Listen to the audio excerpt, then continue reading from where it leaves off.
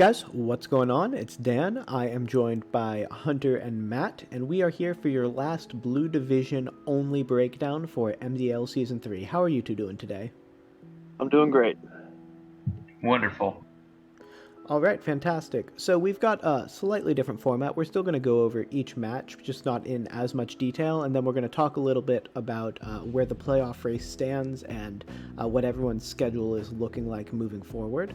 So without any further ado, I think we can just go ahead and get straight into the battles. Matt, why don't you handle this first one since Hunter and I played? Well, I'm glad you prefaced this by saying that we're not going into a lot of detail here because I don't really have much to say about this match. It was kind of just Primarina kind of just stomped everything. That's about it. Hunter did better in game 2 when he adjusted to the Trick Room mode and the Max Metagross and boosting up with Max Quake a little bit for some more survivability. You can see Metagross got a couple of kills there.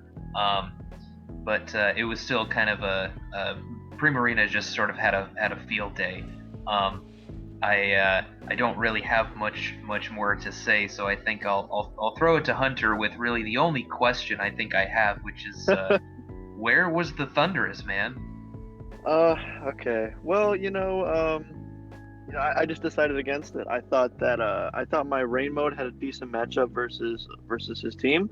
And I thought Metagross did as well. And then I also thought that in certain situations, I thought that the under Trick Room had a very good matchup. So I guess I just decided to not roll with the Thunderous. I thought that other things. I thought I had a better chance of winning with other things than the Thunderous, and I thought it was very, very hard to fit the Thunderous on the team that I already made, and I was already confident going into it. Problem was that Dan just outplayed me in every aspect, and I, in hindsight, it's 2020 obviously, so Thunderous could have been cool, but I was I had a game plan going in, and I guess it just didn't work out like at all. So that's pretty much it.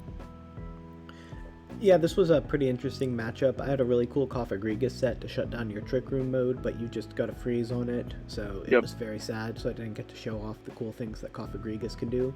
But I will say, since I didn't go over this in my pre-video like I normally do, because I was indisposed this week and didn't make a pre-video, the Cofagrigus was neutral nature 2 speed IVs, so it would outspeed both Adamant Minspeed and Brave Midspeed Snorlax, and it had room service, so under Trick Room it would be slower than every Snorlax as well. So it would always let me go before the Snorlax, and it had both Will-O-Wisp and Haze as potential ways to shut down the Snorlax depending on how it boosted up or if it just maxed.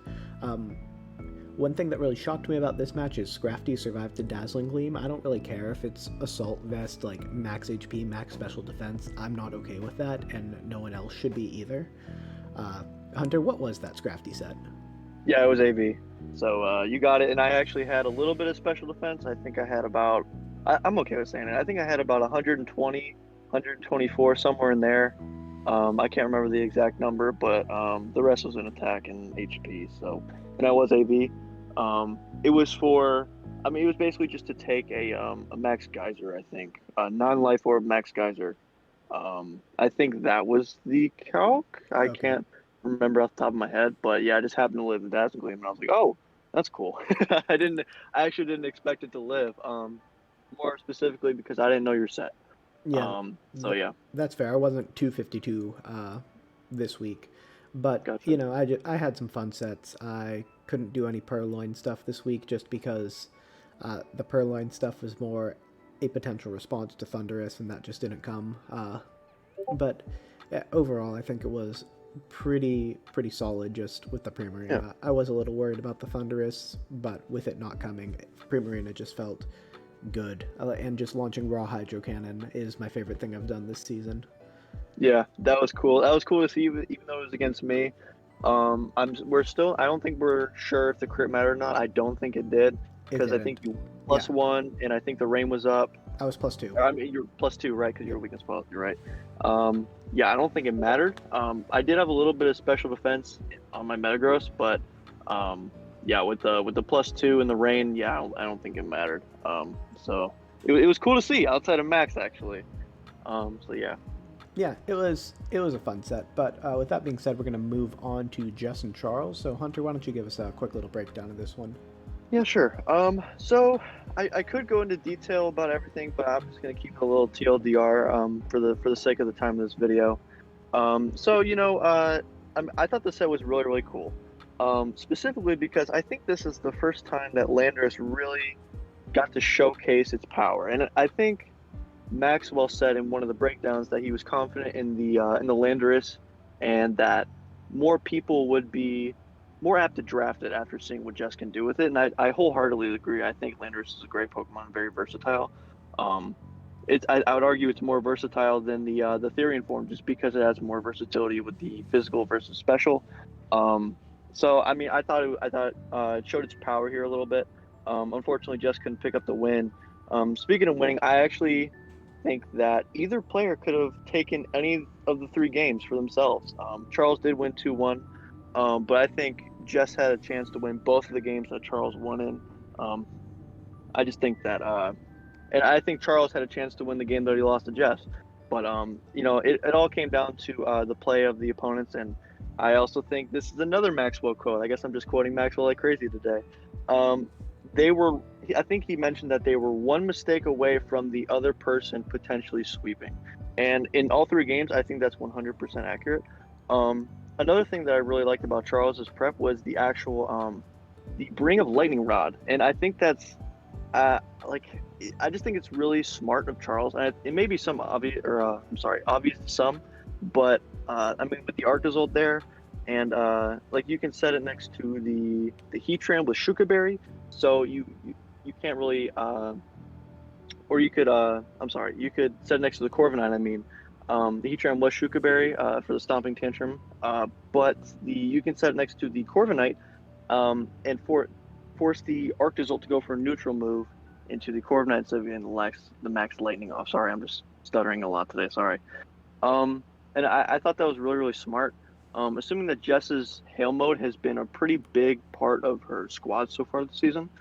And then another thing I really was the coverage options on Latias. Like we saw things like Ice Beam and Mystical Fire. I mean Ice Beam is like used sometimes, but I like to I saw the Max Latias in game 3, I believe, and the coverage options were really cool for Charles. So Dan, what do you think about this game? I thought it was a pretty interesting set. I am also a big fan of Landorus I. It was on my list of potential picks before the season, and this game did nothing to dissuade me from putting it on the list again. I do think it is underexplored in draft and has a lot of potential power. I was a little shocked about the Heatran usage from Charles. Like, into Jess's team, except for the Landorus, it seemed really good, and I don't know. It was just a little weird to me that it didn't pick up a KO. But the Latios and Corviknight put in a lot of work this week. Like he did good work with both of them, and the Manectric to potentially redirect things that threatened the Corviknight really made it basically invulnerable against Jess's team. Like that was some good prep on his part. So overall, kudos to both of them. But the Manectric Corviknight combo just did a lot to Jess's team, like a lot more than I expected to, even in the pick'ems. I did pick Charles. This one was close because I thought Arctozolt had a chance to go in, and he did a really good job of mitigating what it could do. What are your thoughts, Matt? Um, I I had a little bit of a different perspective than you guys. I felt like a lot of this game uh, it came down to how well Jess used her hail mode. I feel like in game one, because she didn't bring it, Latias and Corviknight were able to just kind of have a field day. Corviknight in particular, because at least Latias was getting hit by the Max Mimikyu there. Um, and then the hail mode, I feel like just put a really big dent in Charles' team in game two. Granted, there was a Will-O-Wisp miss on turn one, and it could have been a little bit more even if that hadn't happened. But the hail mode up front did a tremendous amount of work, and then in game three, I was a little bit confused by what Jess was trying to do. because she brought the hail mode in the back instead, and it seemed like she sort of wasted her max on the Slowbro when she really should have been saving it for the Arctizol. Because Latias was able to come in and just Slowbro just couldn't touch it at all. And I also really like the I think the final nail in the coffin in Game 3 was when Charles went for doubled up on the Vanillux with a max flare on the last turn of Latias's max to make sure to kill it, change the weather, and then the hail was just gone for the rest of the game, and that sealed the deal there. So that was a good play. Overall, I like Charles's prep here in particular quite a bit. You guys mentioned the Manectric Corviknight combination, which was really nice. It's pretty hard for Jess's squad to hit the Corviknight very well without the use of Arctizol's electric moves. Latias was used pretty well despite not having a great matchup into some of Jess's mons, but I like the combination of Charm, Liepard, and Assault Vest on the Latias to kind of mitigate the damage from the Vanillux and Arctizolt and the Mimikyu as well. So overall, yeah, I think Charles did pretty well. I like his prep, and just as one final note, I think this match was the first time in all of Generation 8 that I've seen Focus Blast's animation, which is kind of fun. Yeah, that's why? Because it probably misses every other time, or what? Well, I mean, partially, yeah. Partially because nobody ever uses it because they probably shouldn't. I mean, in Game 3, I think Charles he got a little bit of he experienced a little bit of what I experienced when he missed a bunch of Magma Storms, because I think Landorus missed like 2 or 3 Focus Blasts, and again, when I was watching that, I was thinking, well, that's why you don't run Focus Blast. So that was kind of funny to see. I don't know if that I don't remember if those misses mattered much at all, but in any case, I mean, at least it was fun to see Focus Blast being used. I was kind of forced into using Focus Blast one time during Season 2, but the only time I actually clicked a raw Focus Blast over the Max Knuckle was against a Maximon, so I didn't get to see the animation. So glad I did here. That was fun. All right, and the last game of the week that we're going to be breaking down really quick is Matt versus Dina. So, yeah, laugh. Go ahead and laugh. So this was a pretty interesting match. Dina picked up the first win on Matt this season with a pretty convincing reverse sweep in games 2 and 3. One thing I really liked about Dina's prep this week was the Babiri Berry and the Rindo Berry on the Clefable and Rotom, respectively, to sort of neuter Matt's potential to let the Celesteela go unchecked, and the Ludicolo to some extent as well. The Muddy Water on the Ludicolo was really cool out of Matt. I thought this was a pretty neat set, but watching this set made me finally realize, like, what's been sort of disconcerting to me about Dina's play is that she has a very offensive team and a very defensive play style. Like, she makes it work a lot of the time, obviously, but it's like she plays this maneuvering game, but instead of maneuvering with bulky things, she maneuvers with Cinderace and Noivern, which I guess is why Rotom Wash is close with Cinderace as her 2 kill leaders, and nothing else really comes close to those 2, because she's going for these late game maxes instead of these early game maxes, which tends to be her tendency, and her team seems more like an early game max team, and I guess that's sort of been what's been disconcerting for me, but the late game max really worked. One thing I will commend her on that I thought was pretty fantastic was the Cinderace having the Max Flare instead of the G-Max Pyro Ball, so she could reset weather and use that as an additional means to fight weather, because Ludicolo in the rain really is bad news for a lot of her team. But overall, I thought this was a very entertaining match to watch both ways, and I don't really have too much more to say about that, but the defensive play with the late game positioning for Dina in games 2 and 3 was really superb, and I'm glad that I finally figured out what's been like disconcerting to me about watching her play this season. Not in a bad way, but like in a way that there was some level of cognitive dissonance in my head whenever I watched her play. But now I know what it is, so it's not going to happen anymore. But Hunter, what did you think about this match? Yeah, sure. So I'm just gonna piggyback off what you said a little bit. I really, really do like her prep. I thought the Rindo Berry on Rotomosh specifically was really cool. A lot of people like to run Citrus Berry or whatever, but she ran the Rindo because she assumed that the Ludicolo and Celesteela, who both can, or I mean Ludicolo does, but Celesteela can run the Max Overgrowth. So I thought that was really sick. And another thing that I really like to see was the Max Noivern. I think Noivern is pretty. You know what? I don't really know if it's underrated because its stabs are really good max options, but I think its coverage is going to be a good max option. We saw it with I think it had max flare. If I'm not mistaken, I think that the Noivern had max flare this week, and it came up big for Dina. I think it took out the Celesteela. Correct me if I'm wrong. Game 3, I think. So I think that Noivern's a really, really smart max option, and then I think she ran Tailwind on it too.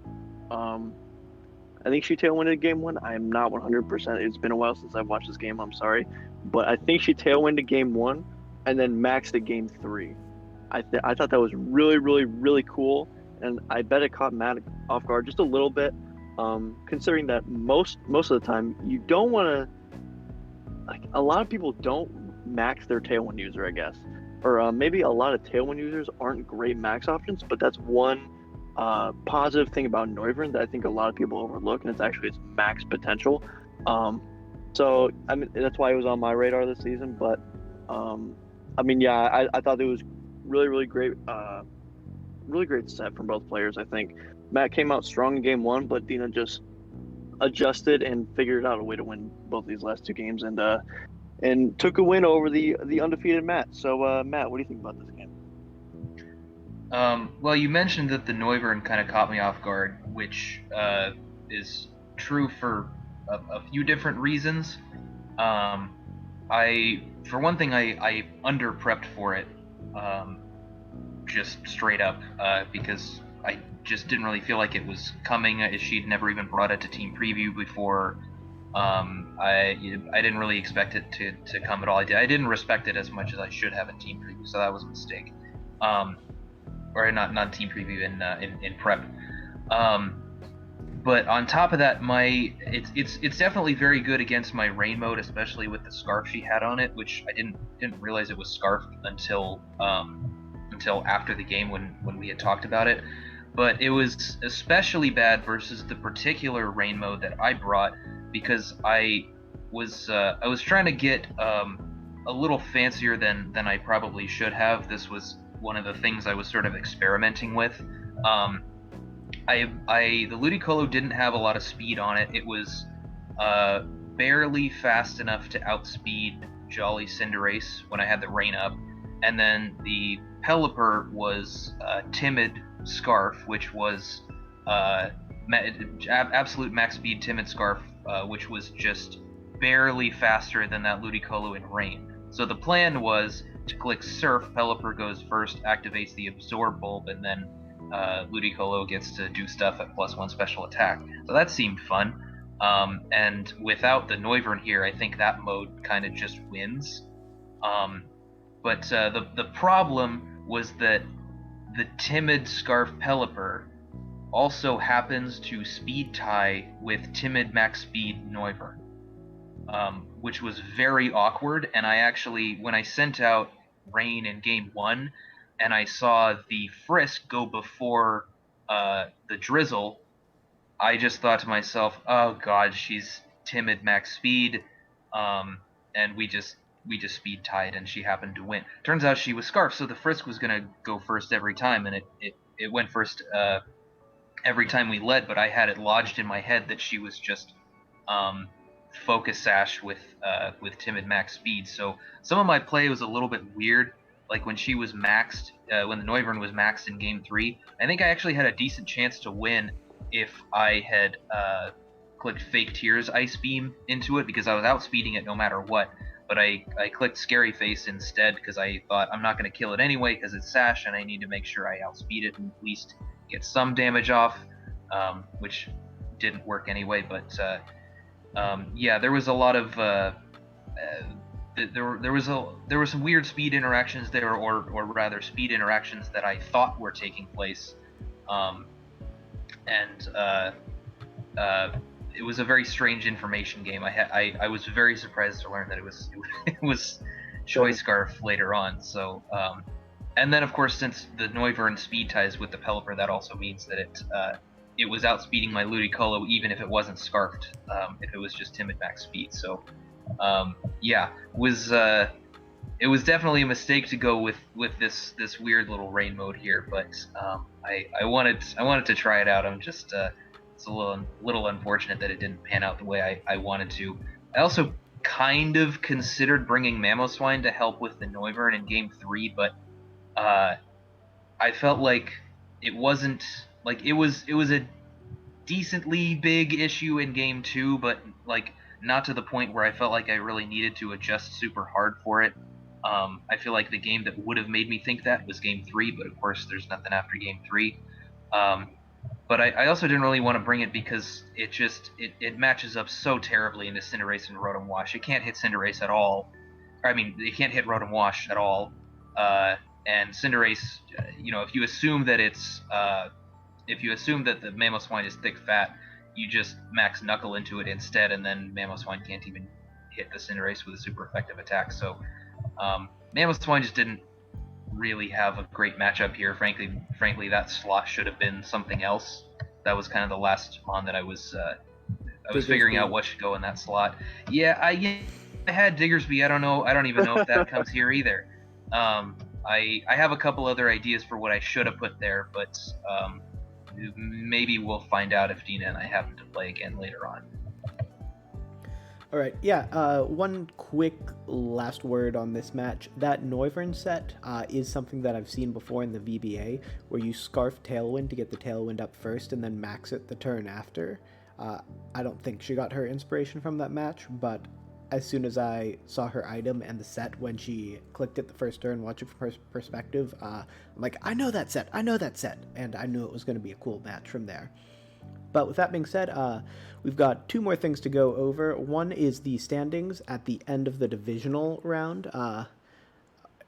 Just a quick note, Matt has the apostrophe there because he has locked up a playoff spot, whether a playoff or wildcard spot, as Toxic and Hunter cannot catch Matt in the standings, meaning he will finish at worst 5th, which guarantees him at least a wildcard spot, and he's the only person in the league to do so. A couple of people are just one win away. Maxwell, me, Dina, and Charles are all just one win away from locking up a spot. But I'm not going to linger on this screen too much because we've actually got just the blue division breakdown for the playoff path, and you'll see a lot of numbers on screen. So I'm going to break down what these are, and then we can have a quick little talk about what we expect going forward. So next to the names, the first column you see is our current win-loss and then our differential, which makes sense. Then next to it is the winning percentage of our upcoming opponents, because in cross-divisional we are only playing 3 out of 7 people in the other division, so there's a pretty large disparity from winning percentage of your other opponents. Toxic, for example, is going up against people who have won a total of 2/3 of their game, and Jess is going up against people who have won a total of 1/3 of their game. Then the last column is opponents' total differential so far this season. So just looking at this and looking at the key playoff races in the blue division, there are really two different races. The first is between Jess, Toxic, and Hunter to lock up that 5th and last wildcard spot, and the second is between Matt, me, Dina, and Charles, because between the 4 of us, 3 of us will get that first round bye, and 1 of us will have to play in the wildcard spot. And in reality, that could go in any direction based on the current matchups. But do any trends or any of these things moving forward in the playoffs really stick out to either of you two? I guess I'll go first. Well, the the bottom race for the last wildcard slot between Jess Toxic and myself, I think it'll come down to the wire. I mean, percentage-wise, Jess has the easiest path, but I think it could go either way, as well as the top 4 race. And by the way, I think all 4 of you are still trying to get that top slot, and all 4 of you are within a game away, literally a game away. And I mean, obviously, the differential between Matt and versus Dina and Charles is quite a bit. But I mean, again, it's only 1 game away, and I think we score on record in this league. So, for example, let's say I catch up to Jess, and Jess loses out and loses all of her games, and I win 2 more, and I have 3 wins, and she still has 2. No matter what the differential is, the record will put me above Jess because I have 1 more win.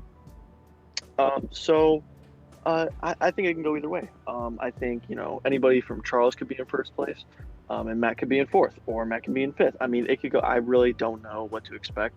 I think that a lot of people in the red division are super competitive and can give a lot of people towards the top of the blue division some really hard games. And I think I'm just really excited to see how this pans out. I'm also really excited to try and fight for that wild card slot. I kind of underperformed a lot this season, but I mean, given my competition, I mean, you can't really. I mean, oh my gosh, the blue division is just, oh my god, it's just stacked. Like I went into this season thinking, wow, I don't have a single easy game at all this season. Like every game was tough for me. Yeah, that's pretty much all I have to say. What about you, Matt? I was this past week. I was looking at Dan, Dina, and Charles more than anybody else because they were all 3-2, and one of the 4 of us has to drop down to that 4th slot and play the wild card week.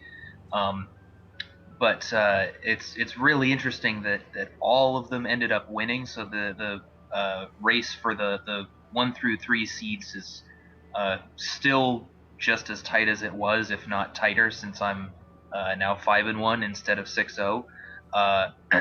So I'm very interested to see who gets what seeds here. I'm semi-comfortable myself because I have an extra win on my record as opposed to the 3 players below me. But I also have the most difficult cross-division schedule out of the 4 of us, so it's a bit of a mixed bag. I have mixed feelings on this. I'm sort of comfortable and sort of not. So I'm just very interested to see how this plays out. Yeah, absolutely. And instead of going like a breakdown team by team, I just wanted to give more of an empirical look at statistically where everyone stands and what they have to accomplish going forward. But if you guys don't have anything else, this is your Blue Division coaches signing off for the last time this season. For the rest of the season, we will be doing mixed groups with some blue and some red coaches, each taking 3 or 4 sets of the 7. Blue Division, we fully expect that we win these cross-division matchups. We've got to win at least 11 out of the 21 over the next 3 weeks to get bragging rights. So, Blue Division, we're going to need you to step it up moving forward with that. But on behalf of... I would like to say before we sign off here, Dan. Yeah. Going into this upcoming week, I believe Blue Division coaches are winning 5 out of the 7 matches on the pickups. So I'm just going to throw that out there. Well, I'm not going to disagree with the people that are both well-cultured, educated, and understand Pokemon when they see it. Yes. But with all that being said, on behalf of Hunter and Matt, my name has been Dan. We have been overjoyed to be your Blue Division coaches this season, and we will see you in our various groups over the next few weeks up until we get to the end of the season. Bye.